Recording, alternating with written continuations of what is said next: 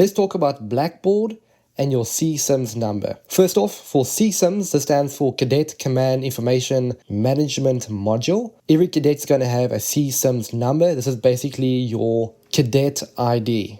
In order to find your CCIMM's number, go have a chat with your cadre or class instructor. Once you get your number, make sure you write it down somewhere. This is going to come in handy in the future. For instance, if you want to draw equipment, you cannot actually receive the equipment until you give the supply guy your CCIMM's number. Next, let's have a look at Blackboard. This is a website where you are going to have some of your class material. You might even do some classes on this website. If you go down to courses over here on the left, you can select your different online lessons and have a look at content that your instructor has uploaded. But for this video, we're going to have a quick look at the resources available. If you click over here under Cadet and Student Resources, we can see some resources pop up. Now you can go through these, you can check them out. However, the most useful one is probably this one over here, the Advanced Camp Cadet Handbook. By looking at this handbook, you can have an idea of what to expect once you go to Advanced Camp. Advanced Camp is a thing that you're going to hear about over and over and over. If you have a look at this document, it's going to give you a good idea on what exactly this event is. And it is a very important event, so you want to make sure you have an idea of what to expect.